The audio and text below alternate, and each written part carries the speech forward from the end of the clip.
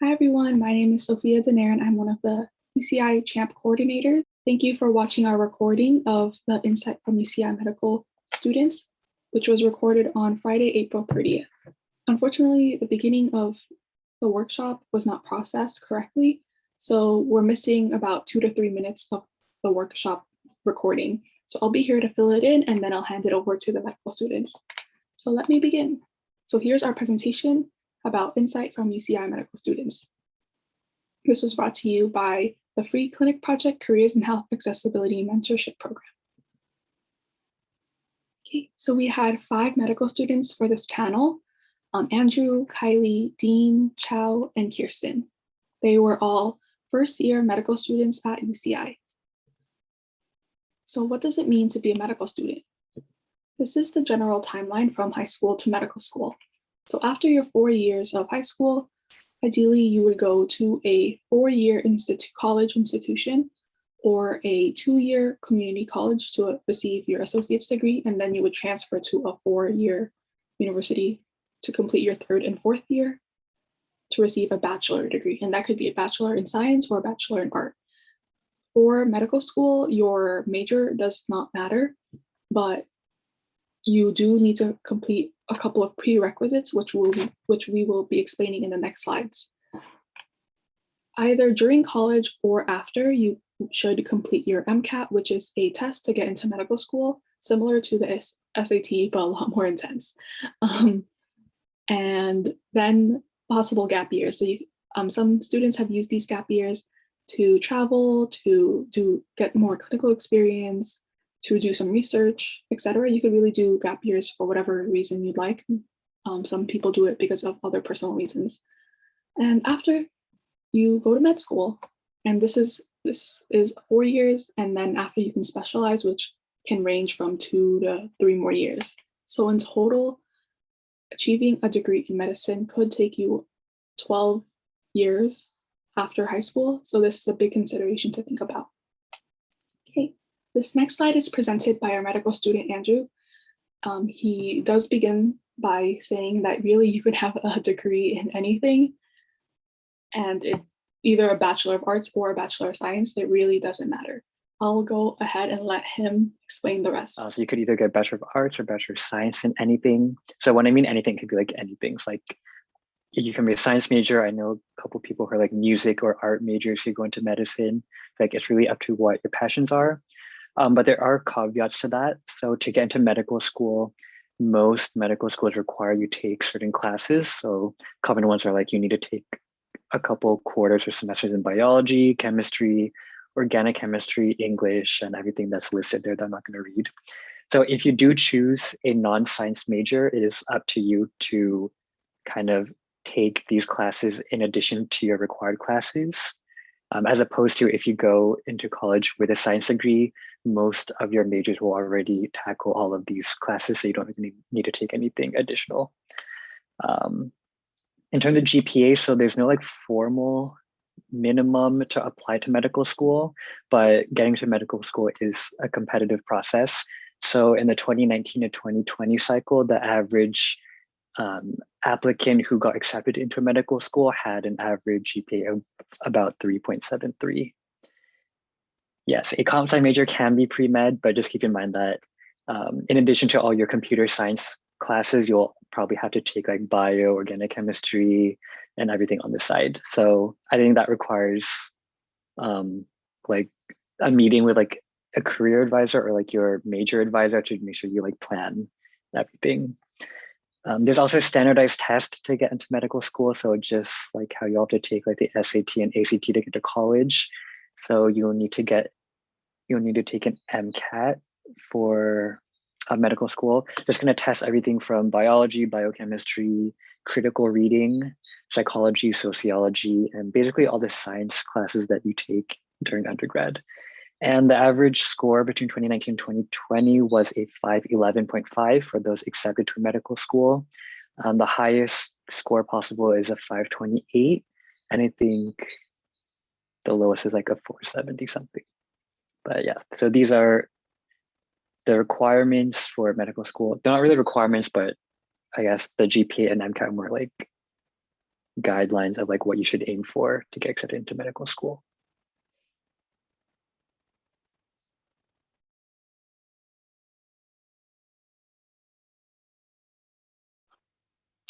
Okay, I think that was my screen.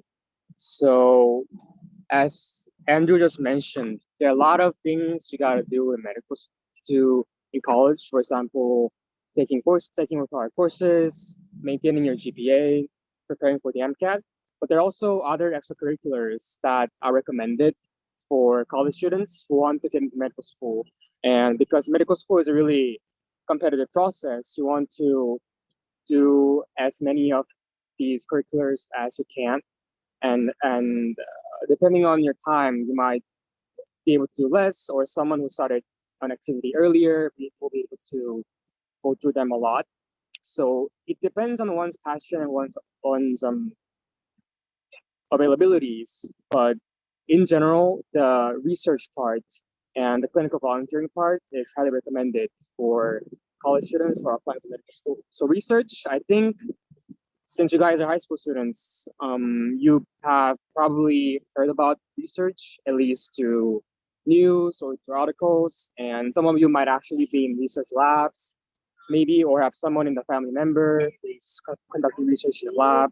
So research just means you go to a lab or you work with a scientist to pursue a project, and you become part of a team, and you study a question that you want to have addressed. And there can be two tracks in research. One is basic science, and basic science, what it is that is something that is considered a traditional laboratory research. So that is what I said about you go into a lab and work with, let's say, work with mice or work with bacteria or work with cells. So that's something that people will be more familiar with. But there is also something called clinical research, which is when you work with usually a physician, a doctor who is, let's say, pursuing a topic to enhance the health in the community, or who is trying to develop a drug, or who's trying to, let's say, improve a surgical process. So that's clinical research. So these are the two big tracks you can take in research.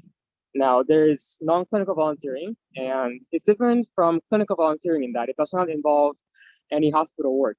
So some examples can be tutoring, food banks, going to animal shelters, and these non-clinical volunteerings, I think, will be something that you guys will be more familiar with.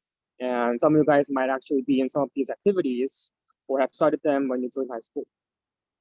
Clinical volunteering is something that a lot of college students, after they start college, learn about. So you enroll in a hospital or a local clinic and go there, you help out patients, you work with the medical team to assist in the patient care process. So that is something that medical schools really want to look into, because, and they really want to see in an applicant, because they want to know that you were involved in a medical environment and you know what you be up to and what you see in medical school. So it's like, think of it as a preparation step for medical school.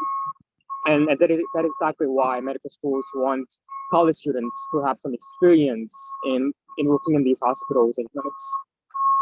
So club activities, I think you guys are very familiar with club activities. So I think club activities at college is not that different than in high school. And what I would say is that just pursue your interests, because your passion will really show when you are writing essays for medical schools and doing interviews. So if you have a passion right now, and if you have something that you want to pursue now, I highly recommend you to continue that in college, because it gives you a sense of continuity and you'll be able to talk about it really passionately and elaborate your interests to interviewers when you are interviewing at medical schools, and they will value you highly for that. Shadowing is something that is really depends on, I guess, a lot of luck and a lot of connection. So shadowing, what it means essentially is that you follow around doctors and see what they're up to. So you follow, let's say, your family physician, and see how they manage the health of their patients, right? Or you go to a surgery room, an operating room, and see how the surgical process is done.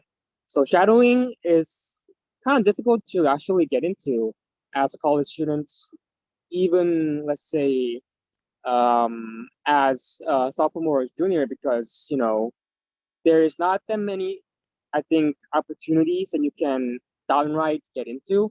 But if you have connections, let's say if you know someone in your family who's a physician, you can definitely ask them if you can shadow them or if you can watch certain procedures, or you can go to your clinic that you're volunteering in and ask some coordinators there, oh, do you guys have any doctors that who are willing to take in college students and who are willing to show them around and teach them how it's done in the hospitals. So yeah, that is something that again is highly variable. And I've seen some applicants who actually got into medical school with minimal shadowing, and I myself didn't do much shadowing when I was in college. I did some shadowing during my gap year.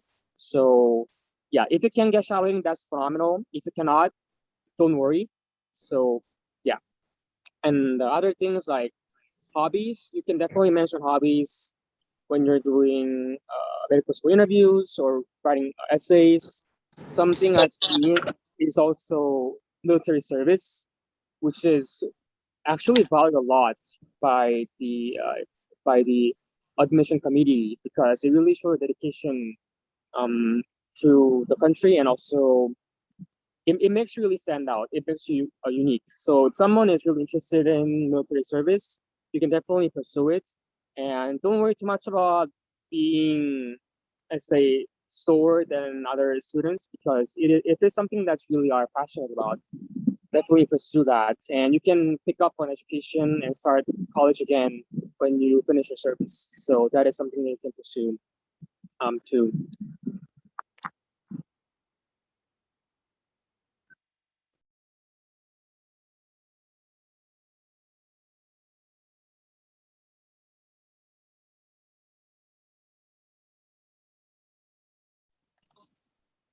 I think that's Kylie's, right? Oh, sorry. Like I said, I can't see the slide. But thank you, Dean. Okay. Yeah, just to echo off of that, I am also someone I did not shadow at all in undergrad, and I still got into medical school. So I think that sort of thing is something where, like, if you can find a different way to get similar clinical exposure, they value that as well. So that's just my 2 cents on that. But in terms of my slide is about like the responsibilities of a medical student once you are here in medical school. So just going to talk a little bit about that. The main one is just, especially in your first, so for those of you who don't know, the structure of many medical schools, especially UC Irvine, is that you spend usually between 1 and 2 years doing basic science classes, similar to even high school, college. Like you're just really just taking classes, taking tests, and learning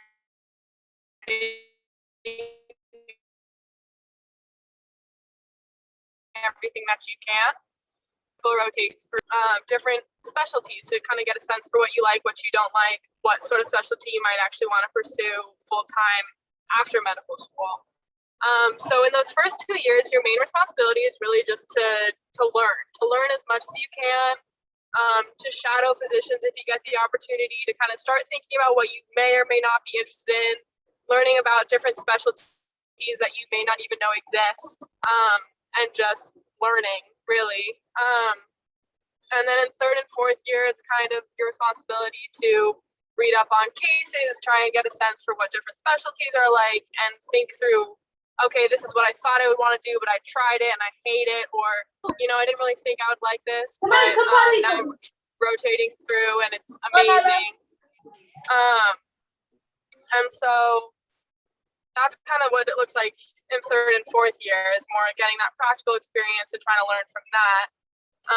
Overall, I'd say one of the most important responsibilities that you have is to have fun, to have a good time, and to not burn out, because you have your entire career in front of you.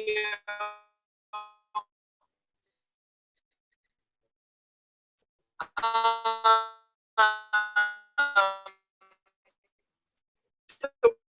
work hard.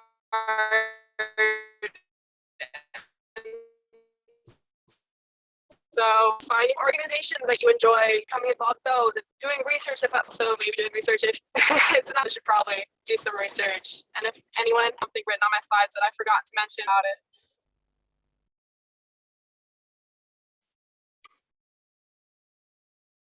I think you got most of it. Perfect, thank you. Yeah, and kind of following up on what Kylie was saying about finding a specialty that you like. So one of the, I think going into medical school, I didn't really know exactly what specialties existed out there. And especially when I was in high school, I didn't realize that there were this many, and I had no idea about anything beyond like family medicine. So I just kind of made a slide that has a bunch of different specialties on here, just so even if you're starting to think about like why medicine, or if you want to go to medical school, then you can start to think about also what specifically you'd want to actually do your like specialization in. So on the far left, this is all like what are generally considered primary care specialties, and so family medicine, internal medicine, pediatrics, geriatrics, which is treating mostly the elderly population, and then OBGYN was listed on some sites as being a primary care specialty, but that's kind of, it's like a gray area. Emergency medicine too, some programs consider it primary care and some don't, but these are all like kind of like frontline, like super important, who you need to go to first in case anything ever happens, right? And in these next two columns, I just have some like other like what we consider like non-primary care specialties listed. So anesthesiology, and that's basically like you're going to be in the operating room, and the surgeon needs an anesthesiologist to make sure that their patients are stable and like well taken care of and sedated and everything. Dermatology for mostly like, that's basically like skin. Ophthalmology, eyes. Otolaryngology is going to be your ears, nose, and throat. So like ENT is what it's called sometimes. Pathology is like mostly infectious diseases and kind of like thinking through a lot of that stuff. Psychiatry, PM&R is physical medicine and rehabilitation, I believe. Somebody can correct me on that if that's not correct, but Yeah, I think that's correct. okay, so if you're interested in like wilderness medicine or sports medicine, then that might be something to like look into a little bit more. Radiology would be, so you want to do x-rays and do scans. Urology would be like anything in the urinary system, and I don't know. Yeah. Plastic surgery is, I think most people know what that is. Let me see. Orthopedics, so that's a lot of like bone stuff. So if you want to fix like fractures or you want to fix like big spinal issues and things like that, then that would be orthopedic surgery.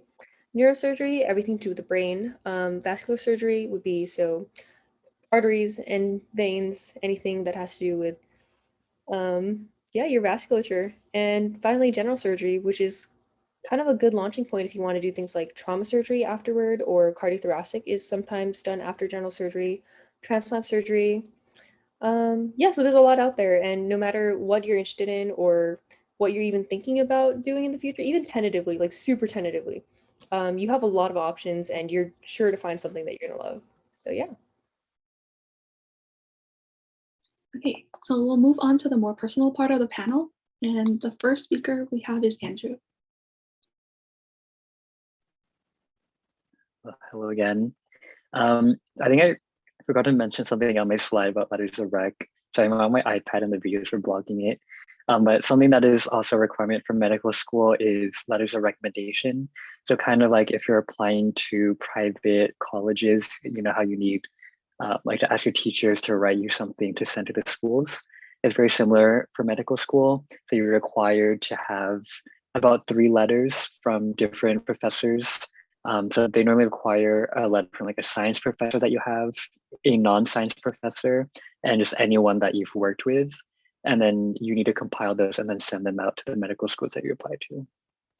But anyways, okay, so back to this. So like I said, I'm from South Pasadena, so very close to Orange County. I went up to UC Davis for undergrad. I majored in physiology and I minored in music.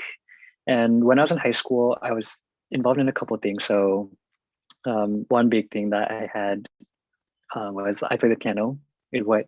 I kind of minored in music in undergrad, but I played piano since I was 4 years old, and I was doing all those like, like certificate of merit things that you probably know. I did a couple competitions and all that.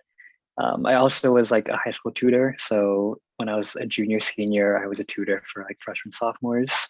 And I did a lot of like volunteering abroad. So like I went over to like the Philippines and Thailand to work at like different places. And then when I got to college, so I kind of did the same thing. So I was a tutor in college. And I also conducted research. So like they mentioned earlier, so I spent 2.5 years doing research. And I also worked at a free clinic, and I just volunteered over there. In terms of like advice that I have to give, so I know most of the information that we presented to you probably went over your heads because you're like, why are they telling us like what we have to be involved in college? We're not even in college yet, which is true. So I guess the main thing that I want you guys to take away from this as high school students is that you really want to solidify your time management and study skills. Because once you go to college, if you're planning on medical school, like you do need good grades. And the first step in getting good grades is like making sure you know how to study well. So like when you get into college, like undoubtedly you're going to be changing like your study skills to accommodate to new classes. But I think you just really need to start building like that discipline and learning how to manage your time now so you'll be successful when you start college. And then kind of what Kylie said earlier, you also want to strike a good balance between studying and socializing, because getting into medical school is a really long path and you really want a good support system. So you want to make sure that when you're in college and even in high school that you're not studying all the time like 24/7. So you want to make sure that you have a good balance between like having a social life and studying. And yes. And then last piece of advice is when you start college, I highly recommend reaching out to an academic advisor or like a major advisor. So you'll have like these counselors that will kind of help you plan your career or your like college journey. So I highly recommend getting to know them so you can really plan out your schedule so you're on track for medical school.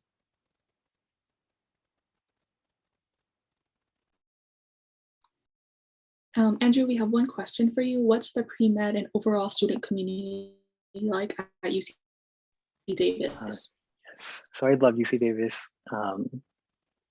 Yeah, UC Davis was really a really great place, and I think they just have a really collaborative and like inviting environment. I think when I was there in all my pre-med classes, I never felt like I was competing with anyone. I feel like everyone is very open to collaboration, and it's a very like inviting community. And there's a huge percentage of pre-med students there, so they have a really robust medical advising team that's really there to like help you walk through every step of the process to getting into medical school. So our next panelist is Kylie. All right, hello. So like my name is Kylie. I'm originally from the Bay Area, so my hometown's Palo Alto, California. I went to high school up there, public school, Palo Alto High School, and I graduated in 2016. In high school, I played sports a lot. I played soccer and lacrosse, and I was involved in journalism. So I was the editor of one of the magazines that we had at our school, which was really cool. My church, I was kind of involved with my church. We had like a high school youth group and we went on service trips every summer. So that's something that I did. And then some other like small volunteering things, a little bit tutoring here and there. That's the bulk of what I did in high school. So then from there I went to Stanford and I studied biomechanical engineering, which is really cool. I really love that. And clearly I didn't go too far from home for college, which was also very interesting. But in college, probably pretty similarly to Andrew, I was a Spanish interpreter for a free clinic. So that was a really cool experience. I did a lot of research. I did research for 3 years with an orthopedic surgeon. And that was pretty cool. one thing I will say about research is that it can be really time consuming and tedious. You can get very little results from a lot of work. So if that's the case for you as well, definitely you are not alone. I was there. I got one publication out of 3 years of research. But that was definitely a really, really useful experience overall. And then I played club sports in college. I played club soccer and club lacrosse just to keep that going, stay active, and find good communities. And I was in a sorority, which was fun. So then that brought me to UCI. Currently, I am very interested in orthopedic surgery, both because of my experience as an engineering major, as well as my history as an athlete, just generally the way I think. I really like the idea of concretely being able to see like that bone is broken and then going to surgery and like putting a bunch of screws in it and then being like, okay, now it's like the right shape again. Like that, that kind of concrete thinking is really cool to me. And at UCI, I'm doing some research. I'm involved with the free clinic, obviously. And oh goodness, there's something, I'm part of the surgery interest group. So we have a few interest groups here at UCI that we can become involved with. So that's something that I do now. But yeah, I think that's about it for me. The last thing is, do you have any advice for school students? Yes, the advice. So like, unfortunately, with any sort of application, there are, like, I don't want to say just do what you want, because like there are some boxes that you have to check. I mean, like, I would recommend probably doing some research and probably doing some clinical experience and like some volunteering. But once you've like checked all those boxes enough, like, definitely just do things that are interesting to you, because that's what's going to shine through in any applications. That's what's going to make you not burn out. And like I said, as much as you can, or even when you're going through the quote unquote checking the boxes, like as much as you can, like find ways to do that appeal to you and that are like really exciting to you. Like if you hate bench research, don't do basic science research. Find a cool clinical project that you can really get excited about, and it'll make it so much better for you. And that will really come through when you're talking about things in interviews and on your apps and stuff. So definitely just like find things that make you excited and pursue them as much as you can. And don't worry so much about the quote unquote, like what you quote unquote should be doing to fit the pre-med mold or whatever. Because as long as you like satisfy some of the basic requirements, you really can do whatever you want and be fine. So just find things that make you excited and go from there. Thank you, Kylie. So we'll be moving on to Dean. Awesome. Okay. So let's see here. So like I said before, when we just started the conversation, I was born and raised in South Korea, and me and my family came here in 2014. And I say my hometown is Sunnyvale because that is where I spend the majority of my time in California. And my parents currently live there, so is my sister. So I consider Sunnyvale as my hometown. It was a great place. Let's see. Undergrad, like Kirsten, I graduated from UC Berkeley. So actually, after I came here, I spent 3 years in a community college, and I transferred to UC Berkeley as a junior. Sorry, there's engine going on here. I hope you guys can hear what I'm saying. Yeah, so I transferred to UC Berkeley after 3 years, and I spent 2 more years there. And after I graduated UC Berkeley, I took 1 gap year doing basic science research in my lab at Berkeley. I didn't really list my extracurriculars in high school because when I was in high school, I had no idea that I'll be doing medicine, or I'll be pursuing medicine as my vocation. So in high school, I just spent times playing video games and goofing around with my friends, and also, I studied for my tests and all that. But the time that I found my passion in medicine was actually after I spent around 2 years in my community college. So after I decided that I'll dedicate my my life's journey to medicine, I started picking up some activities such as research. And like I said, I did data science research at UC Berkeley. Tutoring, I was involved with tutoring in both of my community college and at UC Berkeley too. Hospital, I volunteered at my local hospital, and that was actually where I was able to build some connections with coordinators who wrote my recommendation letter for medical school, and also I was able to get to know some physicians who I was able to shadow during my gap year. So it was really a valuable activity for me. And what else is here? Advice. So I said here in the first line that build a well-rounded application, but I think that for you guys, it might be less relevant. And right now, as I look in the chat, most of you are juniors and sophomores. So you might be more concerned about finishing up your SATs and ACTs and applying to your colleges and all that. So maybe this is a way too far-fetched, but I think this advice pertains to high school too. When you're applying to college, you want to build a well-rounded application so that you are dedicated students, so that you have good grades and all that, but also you have some interest that makes you a unique applicant, right? And that is true for college students who are applying to medical school too. Okay, Thomas asked, SAT, huh? I think even if you're not required to SAT, I'm not well versed with the application process for colleges since I didn't take an SAT or graduate from high school here. So if some other panelists can answer Thomas's question, that'll be great. Yeah, anyone?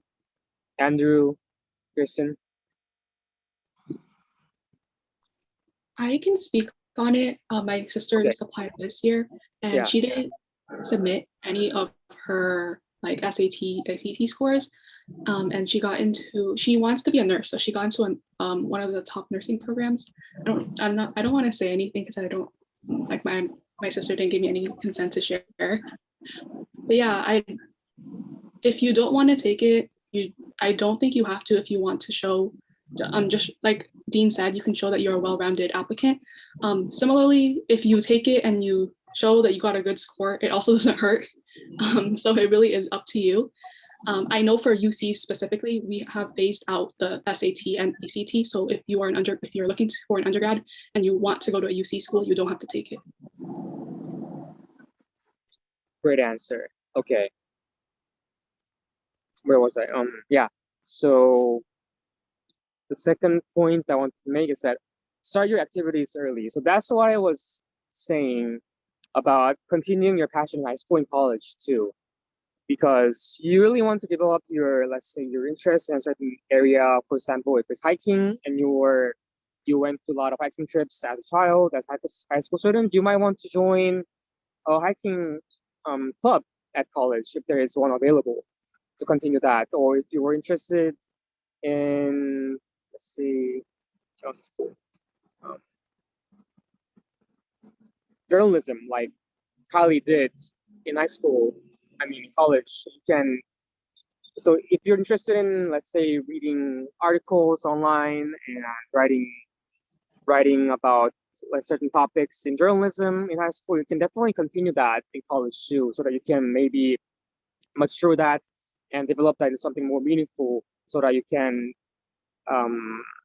talk about it during your interviews and also show that in your application for medical school. So there is my advice on that. Setting priorities. This is something I think is really important. So, there are a lot of things that we want to do, but we all know that our time is limited. And for me, I think that there's definitely a sense of missing out if you, let's say, are dedicated to academics because you want to maintain good grades to get into a phenomenal college or to a phenomenal medical school. So that is a sacrifice that everyone needs to make, in my opinion.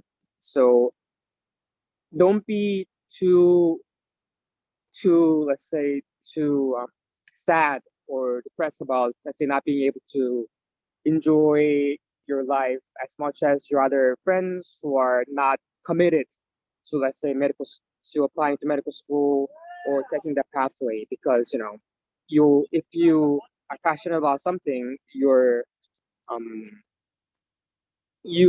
have the motivation and the dedication to see it through. And also, like I said, your time is limited, so definitely set your goals, realistic goals, and focus on them without getting yourself too distracted. And engaging in some hobbies is really great, to broaden your perspectives and, like I said, enrich your life.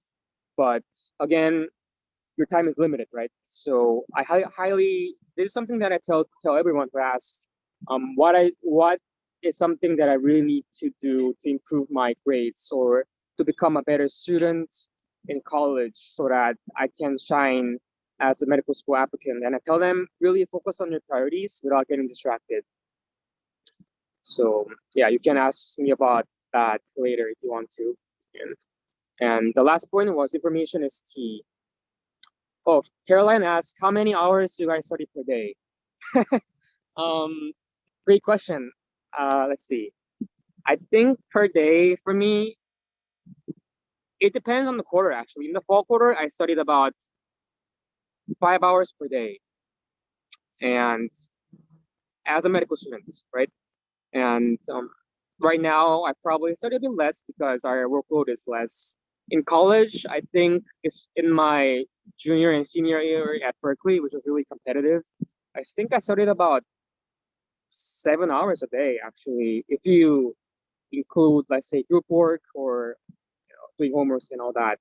So yeah, I think that's reasonable. And of course, you can take your day off in, let's say, during the weekends if you want to do an activity with your friends or go on a trip. That is totally fine as long as you have your priorities straight and you can manage your time wisely, right?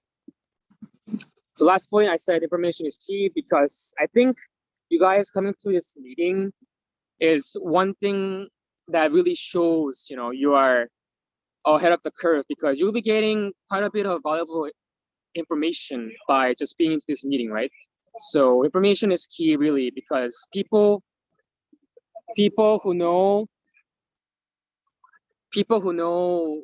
certain things about medical school that most do not, will be definitely have a great advantage. And that I think applies to college admission too. So yeah, that is my 2 cents on how to become a good student and how to, improve yourself if you want to go to medical school. Right here. Thank you, Dean. Okay, our next person is Chau. Hi, so like I said before, I was born in Vietnam and came to San Jose when I was 7. I attended Andrew Hill High School and then went to UCSD for my undergrad. So I kind of did mention about the extracurriculars during my undergrad, but I'm just going to talk about my hobbies because that's what I enjoy to do. So I really enjoy backpacking, snowboarding, planting, and weightlifting. Not so much weightlifting anymore because I haven't been back to the gym, to be honest. So that might be I should probably take that off. But I just kind of want to focus on the tips and advice because I think this is what I want to talk about the most. But I just want everyone to know that don't be afraid to reach out to people for guidance and help, and find a mentor that you feel align with you. Because I think for me, if I were to give myself an advice when I was in high school or even in college, I would definitely tell myself to find someone, a mentor, someone who has either been in college or has gone through the process of applying to medical school so that they can give me an advice on what I need to do, or just someone to talk to be honest. So don't be afraid to reach out to people. If you feel like there's anyone that you connected with and that might be a good mentor for you, just do it. Just ask them.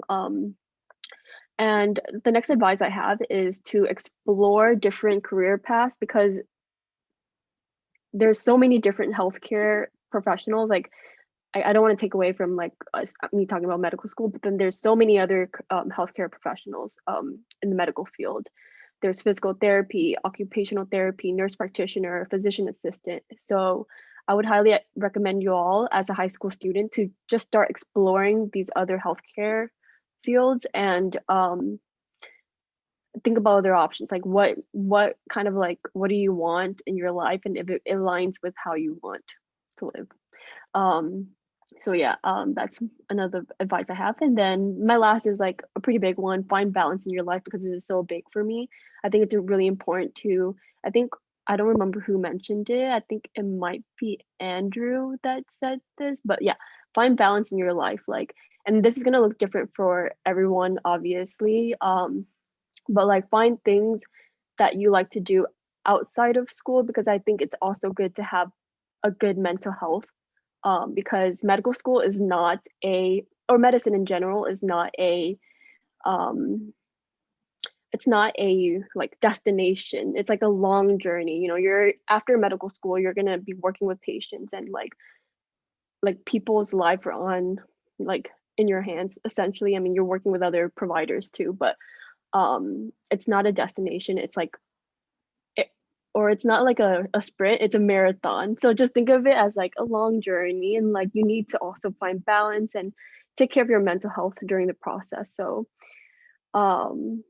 yeah, those are pretty much my advice for everyone. And Chau, we have one question for you. How was your experience at UCSD? I'm particularly interested in the pharmacy program. Do you know anything about it? Yeah, so I really enjoyed UCSD a lot. I mean, I went to what is it? I was from the Bay Area, went to UCSD, and it was like my first time being really far away from home. But I feel like I really connected with a lot of the friends that I met there, and I think that made my experience at UCSD really good. And I would say like I feel like UCSD isn't. I mean, I guess I didn't hang out with like the crazy pre-meds, I guess. So it wasn't never like a bad atmosphere for me to be in. I guess this is an advice too, but like it's okay if you're not all of your friends are pre-med. That's okay also.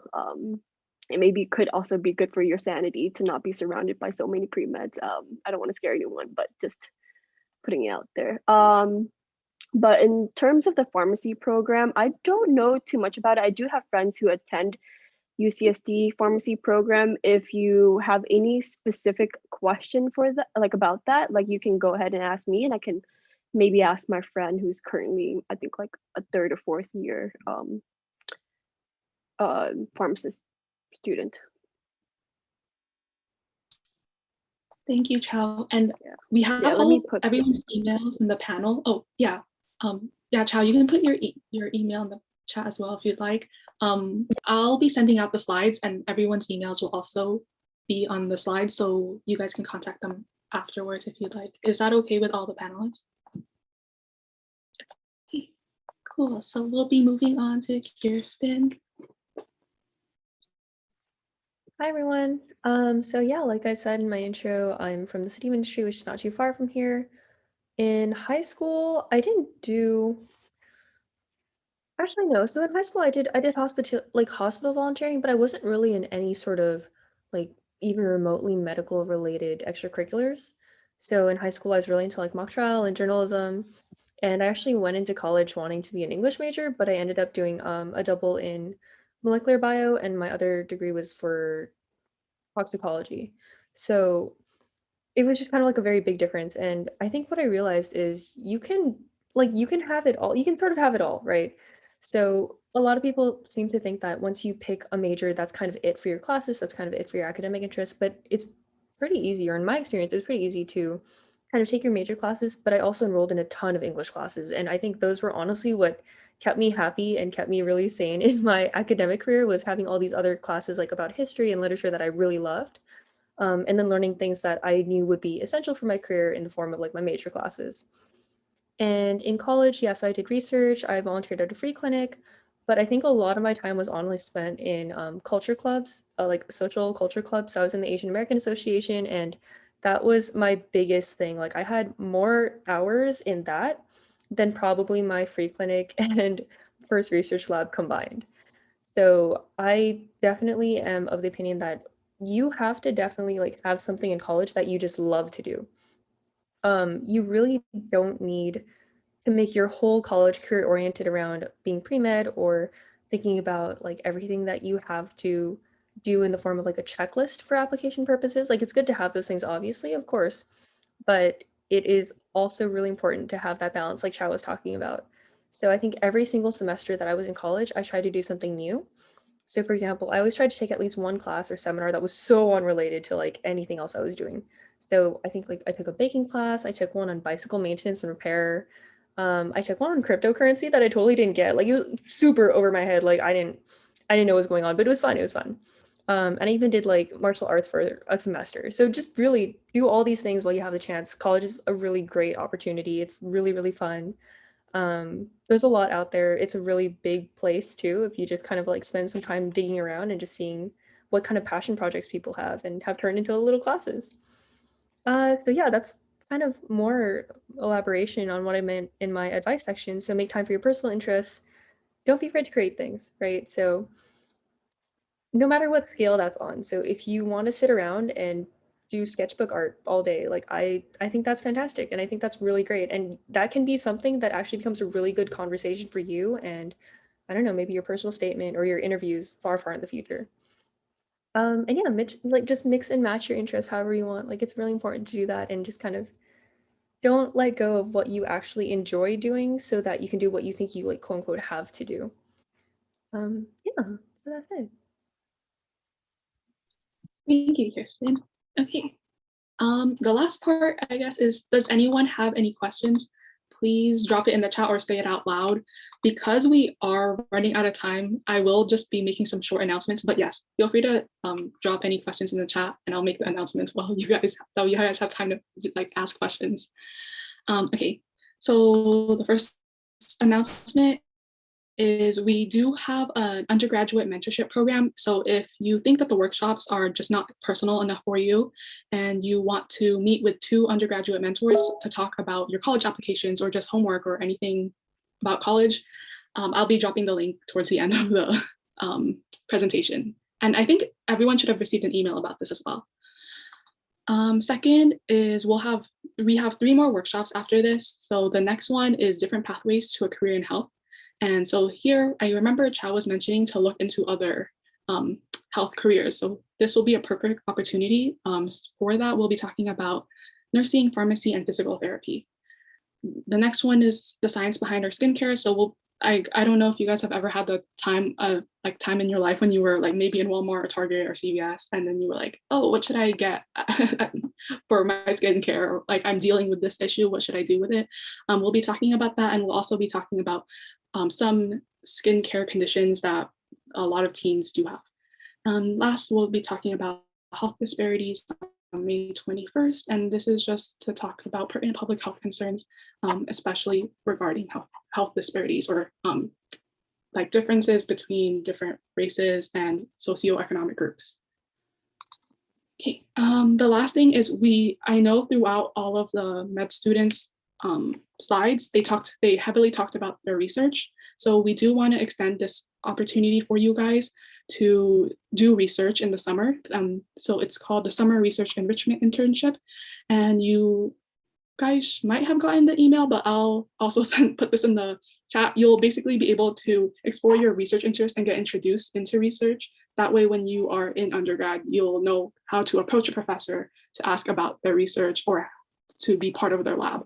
And you'll also be starting your own research project, so you know what that is like. And I think one thing about research is like getting into it and like finding out what research is for me was the hardest part. So I think will be a good introduction for you guys.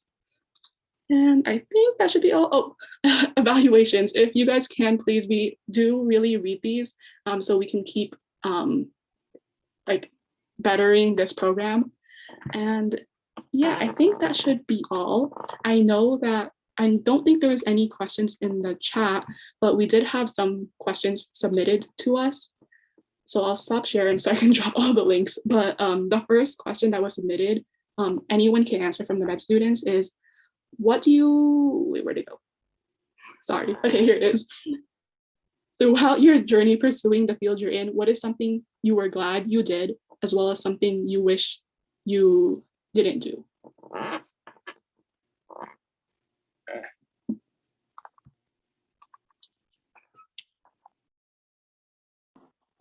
I can answer that.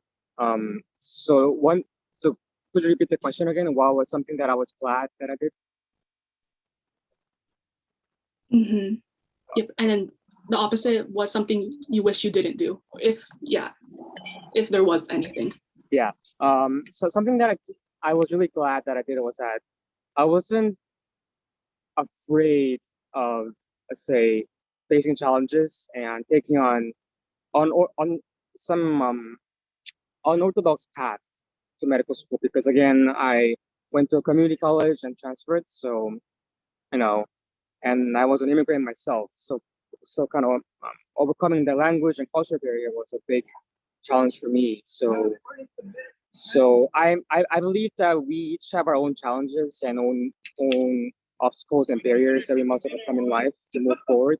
So definitely do not be afraid to face them and to challenge them directly, because in doing so, you'll become a better person, you'll become more proficient, you'll be more skilled, you'll be able to trust yourself more. So that is one advice I can give. And that is one thing that I believe I am really proud of that I did in college, just not being afraid of taking on challenges and overcoming them and growing and growing as a person during the process. One thing that I regret that I didn't do was, let's see, something that Chau mentioned actually in our slides. So I was a bit shy about reaching out to people for help, for guidance, especially in finding mentors, because I thought that, it would be a bother if I asked a doctor or professor, to provide me some support or advice. But actually, I found out later, when I was applying to medical school, it was pretty late in my college years, that there are many people in college, there are many faculty members or even doctors in hospitals that are passionate about providing mentorship and providing guidance, providing support to help the younger generation move forward in their lives and to achieve their goals and aspirations. So definitely do not be afraid of reaching out. And the only thing you can lose by, reaching out is just that you get zero response, right? So that one thing I say to people is that a shot never fired is a shot always missed. So never be afraid to reach out to people and take advantage of the opportunities that are abound in your college. Hey, thank you so much, Dean. It is 5 o'clock, so I want to be wary of everyone's time. That was a really deep question, and it was a very deep answer as well. So thank you, med students, and thank you, high school students, for being here. I did drop the evaluations link in the chat, so please, if you guys can, we would like to know how we can improve. And yeah, thank you so much for being here, and have a good rest of your evening.